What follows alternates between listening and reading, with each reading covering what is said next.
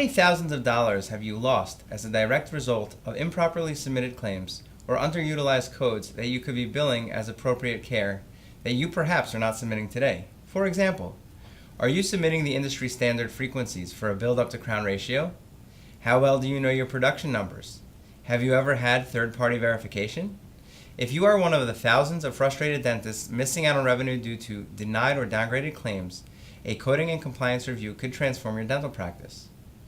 We get asked all the time, how do we evaluate if we are coding properly and why is it important?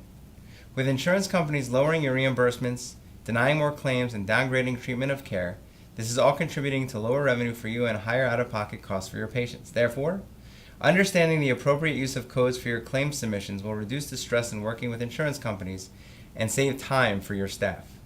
Some common examples we see include downgraded codes, maximum allowables, UCR changes. For example, we had a client who was submitting claims off an outdated UCR fee schedule. The fees on the UCR were set below the insurance carrier's rates. The insurance company paid claims on the lower fee rate, and this client missed out on thousands of dollars of revenue.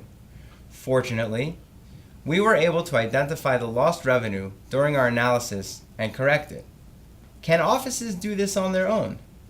Yes, but as I mentioned before, it's in your best interest to have an unbiased perspective. Since you have been managing your practice a certain way all of these years, how would you know what to look for? If you could have identified opportunities, you would have already done so.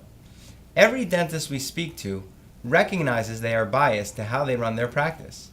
Sometimes, in the case of a dental practice, this can cost you thousands of dollars every year.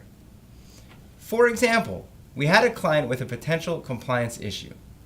After we reviewed their production analysis report, we found that of the 50 crowns they performed, they submitted for a crown buildup 46 times, roughly 90% submission rate, when the norm is 36%.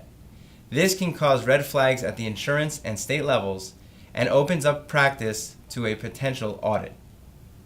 On the flip side, on the revenue opportunity, we had a client in Maryland for whom we completed a production analysis report. Based on our analysis, he was stunned to learn that he was leaving $40,000 in additional annual revenue by coding improperly. To recap, our coding and compliance review will help your dental practice identify revenue opportunities and provide additional quality of care through optimized and correct coding.